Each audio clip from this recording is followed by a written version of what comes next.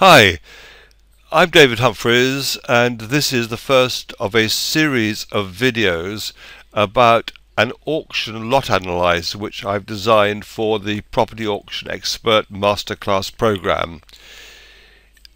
This analyzer has been designed by me in association with my colleague Monique Rom, and this, as I say, is the first video of a series that explains how to use it. And the analyzer, which is based on Microsoft Excel, includes some features which you may not be familiar with. Each video will take 10, maybe 12, maybe 15 minutes. The reason why you can see the entire screen, including the top ribbon, is that we use some of the features of Microsoft Excel in completing this analyzer, particularly the sort and filter feature over on the right hand side. This video is an overview of the entire analyzer, and then we will come back to how each section works in subsequent videos. To start off with, we have the auctioneer's telephone number and the date of the auction, and this analyzer was filled or completed on the basis of an auction that took place on the 12th of December 2012. Now, the analyzer is a big beast. I'll just close down part of it to show you, and as you can see, it starts at column A and runs through to column CC. And for this reason, we have this structure at the top, which you may not be familiar with, which allows us to open and close various sections as we want to complete them or look at them. And I'll explain how this works. The first thing I'll do is to close it all down. And all you're now left with is the address of the property in the auction, the address of the lot, the postcode of that specific property, and the lot number. All the other information has disappeared. When we look at these plus signs at the top, beneath them there is a row 1, which has comment boxes in the cells, and the comment boxes indicate what is behind the plus sign above. So we start off with a series of 5 shortlists, of which the lot number is one of them, the catalogue lot number. Where relevant, by the way, each cell has a comment box. We then move on to the viewing dates, and within the lot analyzer you schedule the itinerary for viewing purposes. The next tab is the EI group or catalog entry. We use the EI group for research purposes. The next tab is for the sale and rent comparables. Then we come to the bid variables. Number 6 is the maximum bids, and finally number 7 is the auction results. By clicking on a plus sign, you open up the section, and as I said, under shortlists there are 5 shortlists which I'll come back to later. In some cases, as is the case with the next plus sign, you open up subsections. So here we have a plus sign which opens up the viewing schedule, but beneath it there are 3 plus signs which open up 3 more days. So it opens up the default opening position is for date 4.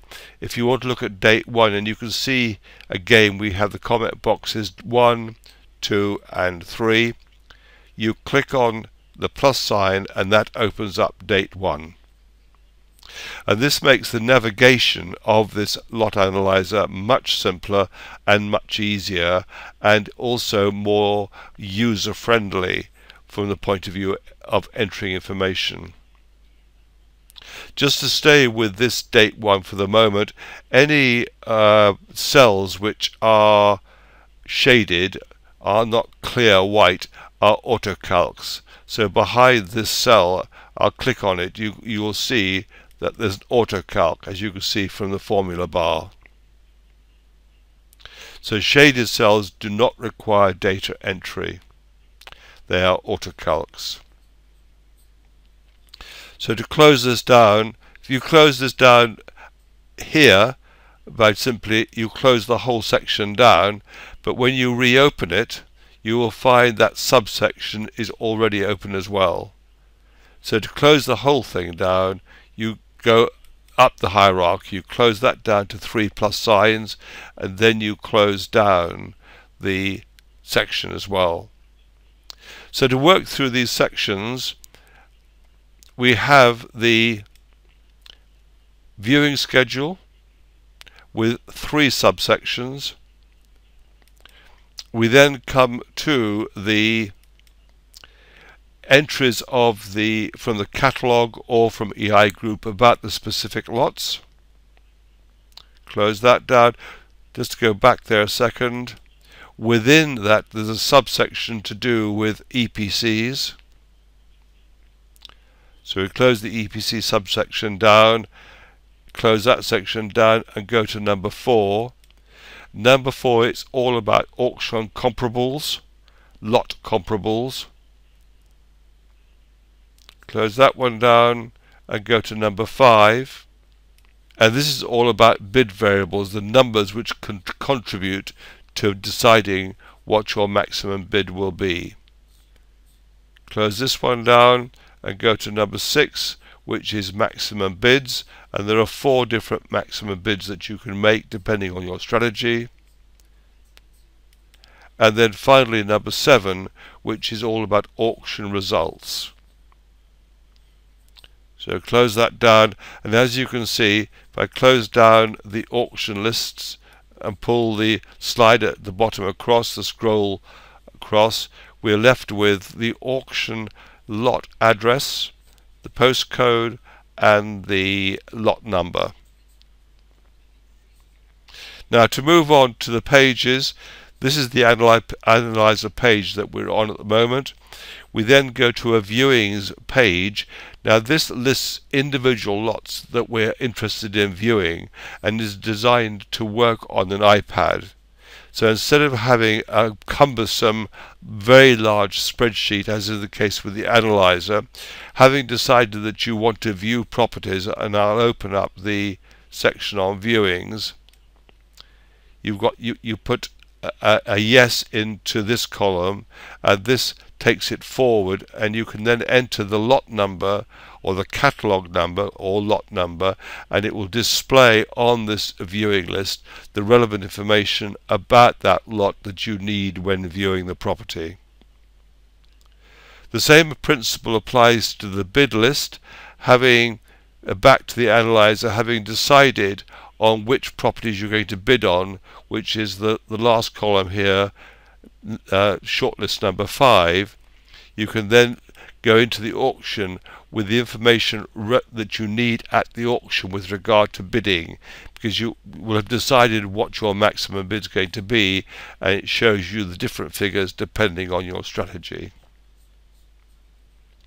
And the final tab or page in this analyzer is the auction lot listing criteria, and it's set up with the auction lot listing criteria for my masterclass.